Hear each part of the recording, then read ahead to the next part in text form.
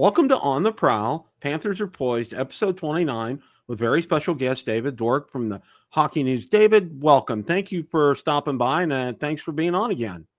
No, I appreciate the invite. It's good to be back on the show.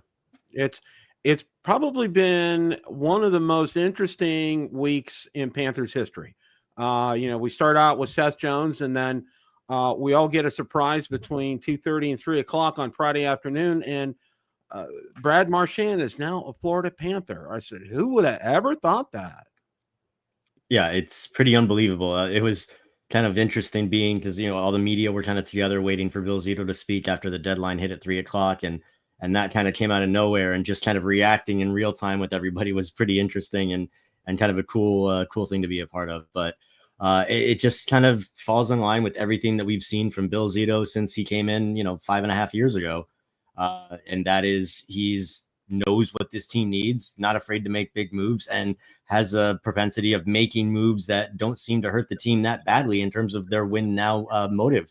It's been pretty impressive what he's had to give up without taking anything away really from the team that he's put together that's shooting for their second straight Stanley Cup. So it'll be cool to see how it plays out. Hopefully it works out for them, but man, has it been fun. It really has. And I think he alluded to it, and I don't know if it was it may have been in the press conference with Seth Jones. I'm not really sure, but he alluded to, people think that he's the one, he doesn't do this in a vacuum. All the other former, general managers who are his assistants, plus his scouting staff, he had mentioned something along the lines. He said, it's kind of like it gets real loud, it gets real boisterous in there, but the goal and the mission is all the same. And what they do, they equip him to be able to make these decisions because, again, this doesn't happen in a vacuum. He makes these decisions real time. And he felt, and you heard him as well as I did, that he thinks Brad has enough gas left in the tank. And I think, case in point, we got to see him play at the Four Nations, and I thought Brad played real well during Four Nations. No, I agree. It was weird being at the TD Garden and hearing Brad Marchand get booed. Little did I know at the time that's just something that we're going to be getting used to a lot more often. No, but he clearly still has quite a bit of gas left in the tank. I mean, he's already got 20 plus goals this season. He's put up great numbers throughout his career. Obviously, it's weird the perspective like changing. I think his game is kind of mellowed out a bit over the past few years compared to a lot of the controversy that would follow him around for quite a while when his career first got started and into Boston Stanley Cup and their competitive years. No, I think it's going to be a great fit. I really do. And I think to your other point about Bill Zito, where he came from, I think just his career to this point brought him to a place in Florida where he wanted to be a part of a collaborative family of hockey minds that really could come together and put their collective best foot forward.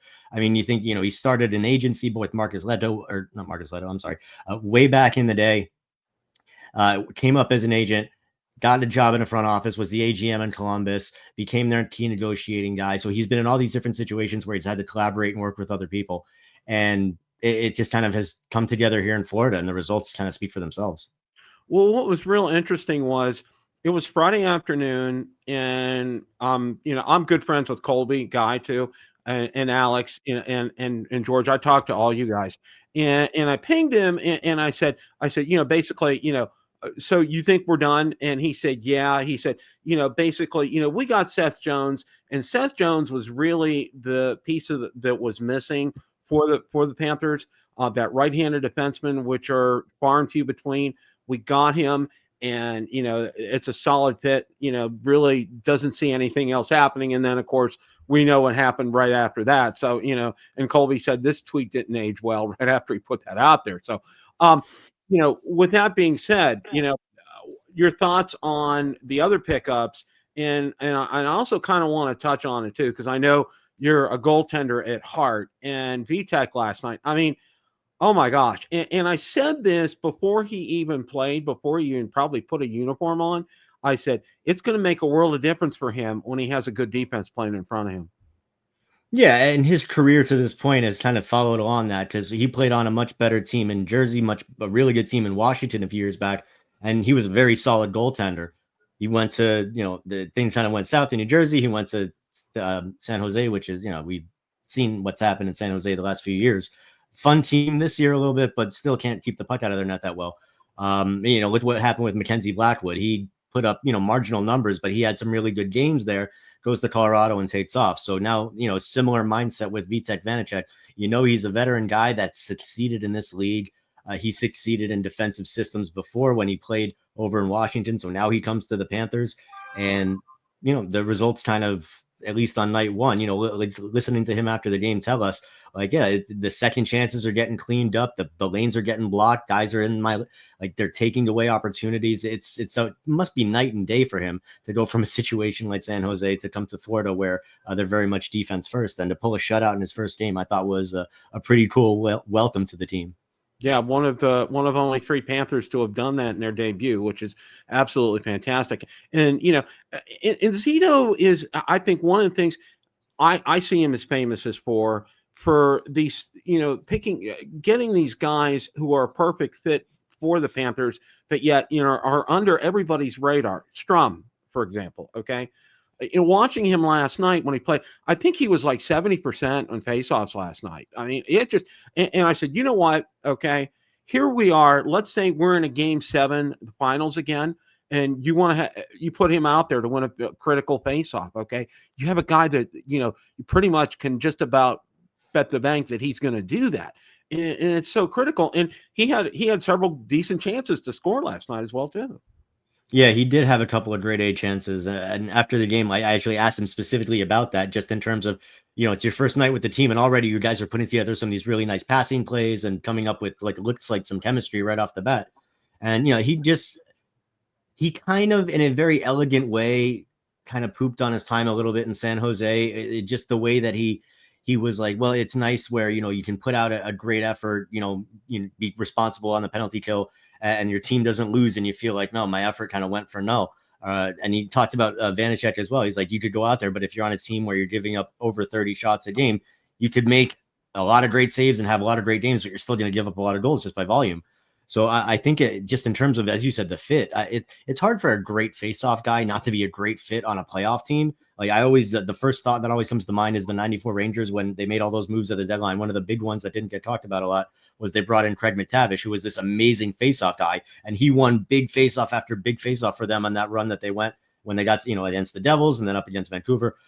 So always when you have a great faceoff guy, it's so key. And the Panthers, they had Kevin Stenlund last year, who was great defensive zones, great on the PK. And now they've kind of essentially thought that they've replaced him with Nico Sturm, adding already to a forward group that was felt to be deeper than last season. So, man, they are primed. It's no surprise that they're viewed as the favorites right now. If you look at the sports books, it just kind of follows along this amazing path that Panther fans have been able to go on the last few years of experiencing amazing new highs that they've never had before.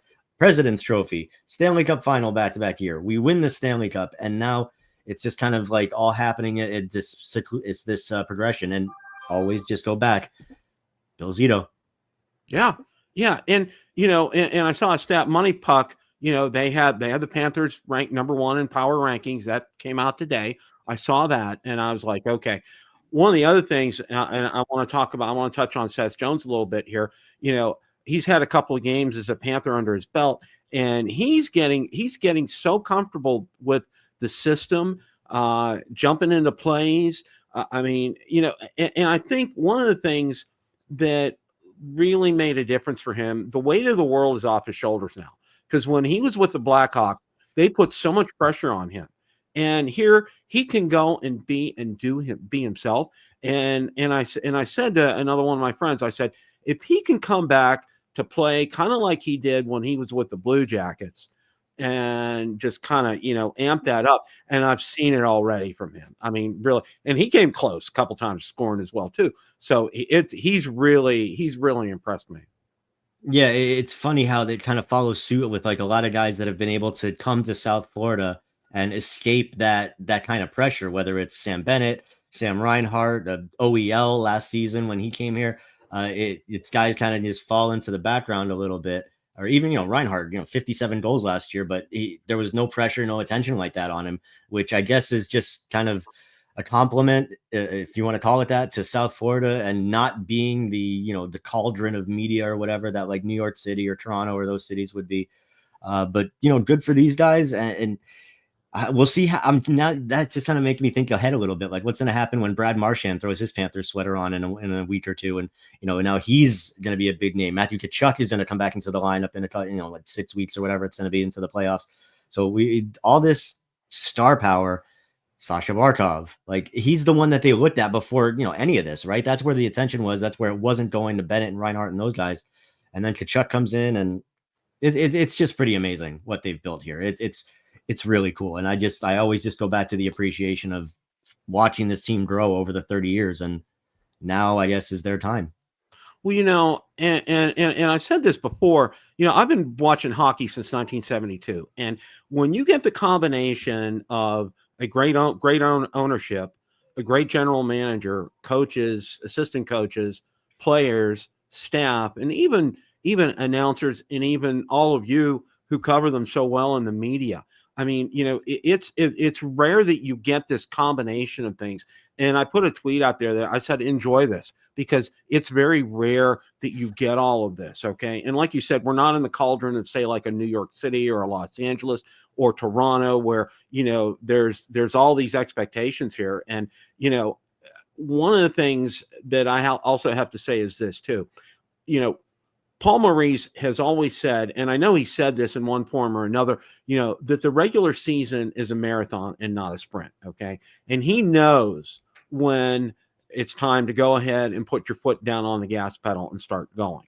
And we've seen some of this recently. Okay. For example, the games against Calgary and the game against Columbus. I mean, they were suffocating. Columbus and Calgary couldn't get in the offensive zone. I mean, they'd shoot it in and they couldn't follow up. They couldn't do that because they were suffocating them. It was just a master plan from Paul Maurice.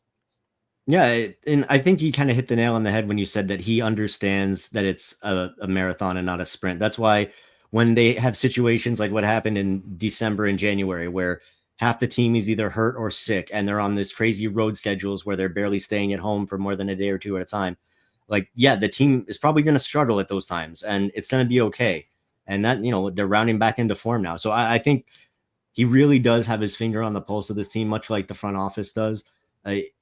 Now that they're getting towards the playoffs and they're playing into their form. I mean, like, as you said, the games that they played the last week, that's scary if you're an opponent. And these aren't bottom feeding teams that they're doing that either. These are either playoff teams or teams on the cusp of a playoff spot that have something significant to fight for. And the Panthers are making them look silly. It's got to be frustrating on their behalf. And, I remember like thinking as I watched the game against Columbus, like, man, if I'm a Columbus fan, this sucks, because every time the puck's on their stick, there's a Panther guy on top of him. It must feel like there's like two Panthers for every one guy on the ice. And that's just Paul Maurice's styles being played to a perfection right now. And when you think about the additions, and Seth Jones is only going to get more comfortable and look better in these systems, Matthew Tkachuk eventually will be back. You had Marchand, who, it would seem like he's a perfect fit for the Panthers as the kind of player that he is and the kind of way that Paul Maurice wants his forwards to play. So it's pretty cool to think about it, as you said. So, and I'm going to throw this question out here. After all the dust is settled from the trades, okay, we have some games coming up. We got 2 back-to-backs the rest of the month, and then April's around the corner. So we're not that far from playoffs. Do you think the Panthers are poised to make a deep run in the playoffs this year? Oh, no doubt. As long as they, nothing unforeseen happens, nobody else gets hurt or anything like that. Like they are poised, primed more than ever. I mean, this is probably going to be to this point. Feels like we've been saying this a lot over the past few seasons, but the best Panthers team that we've seen.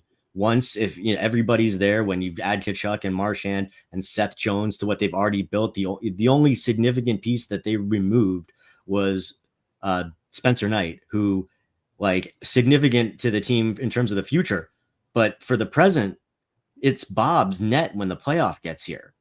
Like, so the way that they've added without subtracting, this Panthers team is so stacked right now. The only unknown is what are they going to look like when everybody's there and they're playing together. But as long as that's not a catastrophe, which is like, how could it be? They are, they are the favorites to win the Stanley Cup right now. If they don't make a deep playoff run, it will be a disappointment. And that's the kind of thing you should hold, pump your chest, Panther fans.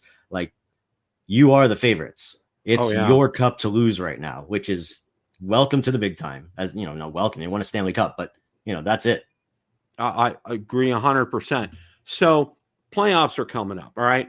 And, typically, a lot of times, and I'm not going to talk about the 1 versus 8, all that kind of stuff. Everybody has their own take on that. But who do you think the Panthers, and I'm going to throw this out here, fear the most in the East? Okay. Is it somebody like the Hurricanes or the Maple Leafs or Washington or Tampa, or who do you see as being probably one of the roadblocks, if you will, towards moving on for a cup run? It depends. Like, you look at a team like Washington, and like where Florida could struggle with Washington would be if they get sucked into playing their game, which we see happen occasionally during the regular season, where the Panthers will kind of get, end up playing a bit more of a rush game, which is absolutely what they don't want to do.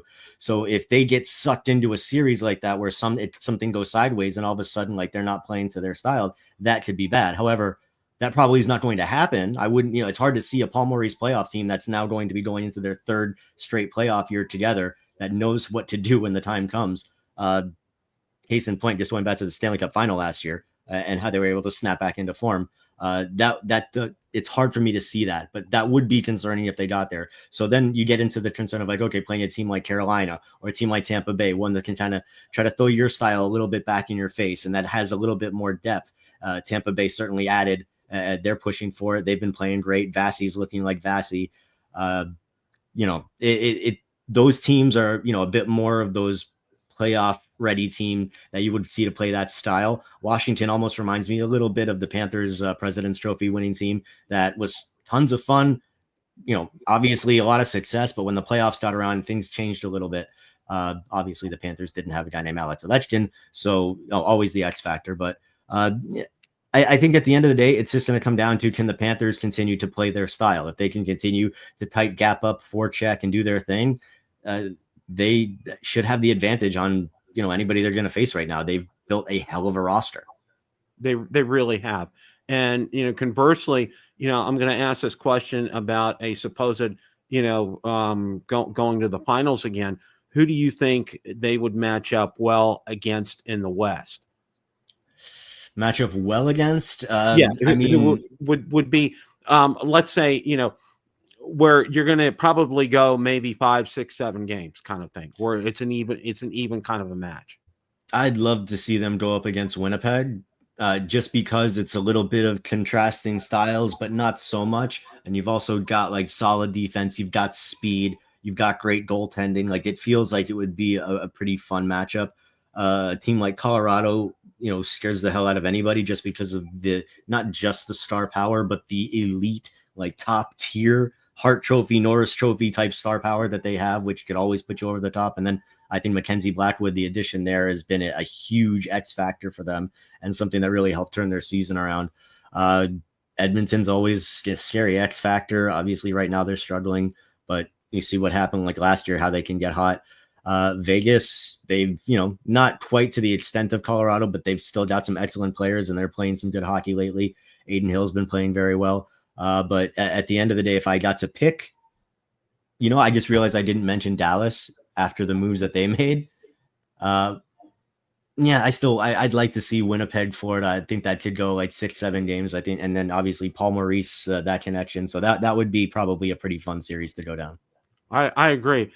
My concern with Winnipeg is, they've had an incredible season this year, but it seems like every year when they hit the first round of the playoffs, it's just like it's like somebody's burst the bubble, all the air is let out, and they just are flat when it comes to that. And I think, this goes back to, what we talked about with Paul Maurice, how, the regular season is a marathon and not a sprint. And you see some of these teams just like going a house of fire, because I know maybe about a month or so ago, Edmonton was on this just tear and they were just mowing everybody down night after night. And then now all of a sudden it's just like, boom, they're hitting this cycle right now, and you're seeing that. And that's one of the things I think Paul tries to avoid at all costs. Because there's been a lot of games this year. For example, it was a game against Edmonton here at Sunrise, and he said obviously you were there to hear this, but he said, the last 8 minutes of the game I was pleased with. The rest of the game, no, we weren't. We didn't play well. And and I'm kind of like looking at myself. I said, wow, okay, he is so in tune and in touch with that team. It's not funny. And it makes a lot of sense when you hear something like that. Conversely, there's been games this year where we've lost, like that game against Washington, where, a couple of bad bounces and boom, we've lost that game. But he's pleased with how they played.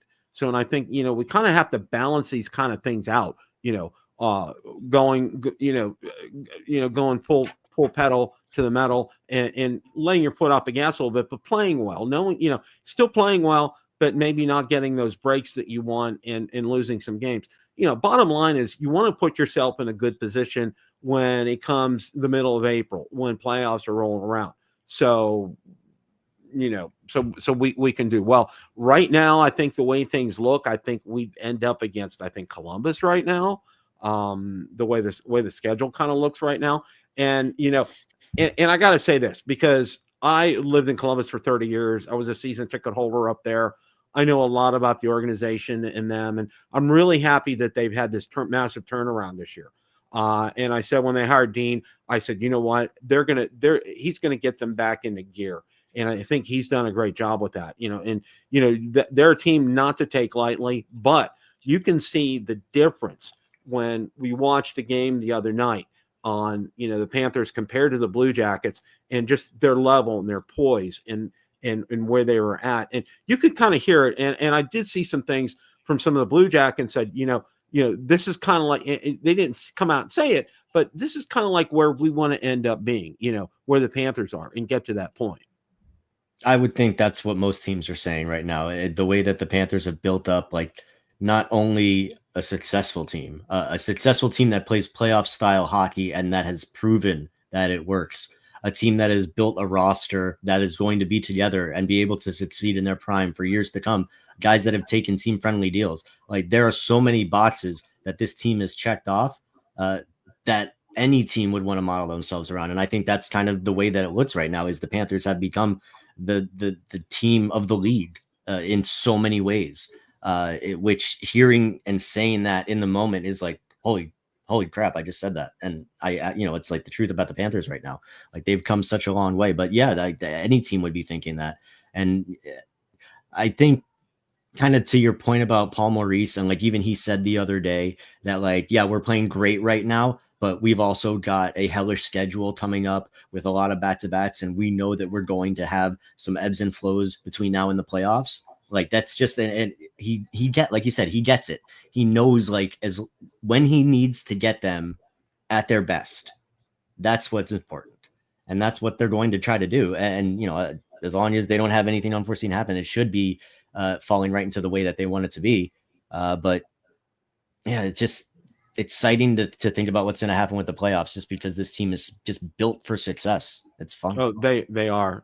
And, one of the things too, that I try to do, I look at it from, podcaster's perspective, and I also look at it from a fan's perspective, and I see a lot of comments from fans out there that are saying, oh, they're not playing well, and this, and throughout the course of the season. And sometimes, I won't jump in all the time, but sometimes I do jump in and I say, look, I said, remember the season, and, talking about being a marathon versus a sprint, you're going to have ebbs and flows during the season. That's going to happen. For example, we have these 2 back-to-backs coming up this month, and, that's just the nature of the beast. That's just part of how the schedule is.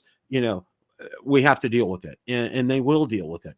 But the important thing is, and I think Paul has said this before too, to put ourselves in a good position when it comes playoff time. And they are going to be putting themselves in a good position when it comes playoff time. No, undoubtedly, as long as, I feel like I'm kind of keep repeating myself, but as long as they don't have anything bad happen, it's lined up like they should be right where they want to be. Like, if there's a reason that they falter, it's going to be at their own fault. Like they're going to trip up in some way, because it's hard to see another team coming in and figuring out a way to out Panthers the Panthers right now, based off of the fact that they've perfected this style and the roster, the depth that they're going to be throwing at you in the playoffs, and not just at the forwards, it's both ends. Like their defense is stacked right now, and Seth Jones is just going to continue to get better and more comfortable. You mentioned before that he's jumping up more and more. Like he was really like getting involved in the play last night, Sunday here, last night when the Panthers, God, who did they beat last night? Buffalo. When they beat the Sabres, like he was kind of like, I think I was talking to George in the press box, George Richards, like how the way he can get up and down the ice in so few strides, it's like Barkov-esque. It's just like so smooth, the way that he can get up and down the ice so quickly and so easily, because he's so big, and these guys have these long reaches with their sticks. So it's just going to be really cool to see play out, man. I'm just pumped. And what do we got? Like 6 weeks now, so let's just get there, get healthy, and whoever they end up with, because like right now it could be Columbus, but that playoff race is so tight. And Panther fans to probably appreciate also being able to watch something like that from the outside, not have to worry about being involved in that stressful playoff race situation, be at the top, just kind of looking down like, oh, let's see, who are we going to play against? Like whoever it is, like, I don't think they care. Once going back to that first round against Boston when they were the 8th seed, like from that point on, Panthers don't care who they're playing in a playoff series. Yeah. Yeah. Oh, I agree. Well, I came across the video the other day of when the Blackhawks beat the Penguins, and it was back 2 years ago, and that propelled, the Panthers into the playoffs that year. And, I think they said one of the most important hockey games ever. And it was so, watching that through, and it was very interesting. I'd never seen that video before. It was out on YouTube, and it made a lot of sense. And it really kind of like was a real catalyst and a real, a real awakening, I think, for people. And also, I'm going to say this too, before we kind of wrap things up here, is, the South Florida has, it's always been a wonderful sports hotbed here. But, right now, the Panthers are king down there. Okay. I mean, you look at the Heat, you look at the Marlins, you look at the Dolphins. I mean, the Hurricanes, you can probably say for college football, but, for professional sports, they're number one down there right now, and with good reason. Yeah, I think, you're kind of singing right to exactly what South Florida kind of has been as a sports town. They love a winner, and the Panthers right now they're the talk of the town. They're winning. They won a championship. You can go to a game. It's a popular thing to do. Like that's South Florida.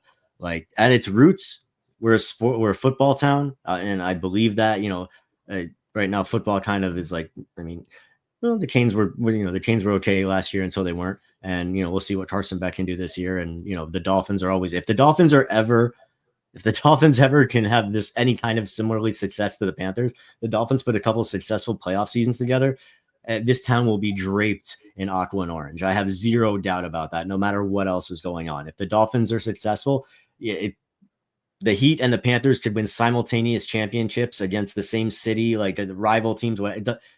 No. But that being said, the Panthers are absolutely, like right now, the king of the town. And they've earned it. Like they've proven to every sports fan and every casual person that you can come to a Panthers game. You're going to have fun. You're going to see probably a win. It's the it thing to do sports wise right now. And they've earned their spot atop those rankings for sure. They really have. And on a personal note, to you, to George, to Alex, to Colby, all you guys do just such a great job. And I read all your columns every day. I'm like, my lunchtime, it's like, I'm going down the list and going through your columns and everything. You guys do stellar work. And I know a lot of times you get the rear end of things from fans out there, and they're pinging you and they're saying this and they're saying that. But, I want to let you guys know, and I've let George know this, and I've let Colby and Alex know this as well, too. I really appreciate you guys. You guys do a great job, and for me as a podcaster and also as a fan, I really appreciate your content and really appreciate you. You are our eyes and ears when they're at the practice facility, during press conferences, during games. We get insight from you guys. You guys do such a great job. So just keep up the great work, David. No, I really appreciate that. I'm glad that, you've told those guys as well. And, I'll also throw like Jordan McPherson and my podcast host, Roy Bellamy, and obviously like Jameson and Rob and the guys that work for the team that do a great job too. Like it's a small but very dedicated and passionate group that cover the Panthers, and we appreciate it, like, for sure. At least on my behalf, like, I do my best to just kind of ignore all the negativity, because there's just way too much negativity in the world in general. So the positivity is very much appreciated. Well, you're very welcome. Just keep up the great work. We're definitely going to touch base, as the playoffs progress, and have you back on. Thank you for your time tonight. We're ready and we're poised for the playoffs. So, and thanks everybody for tuning in. And it's always a great day for Florida Panthers hockey. Time to hunt. Take care, everybody.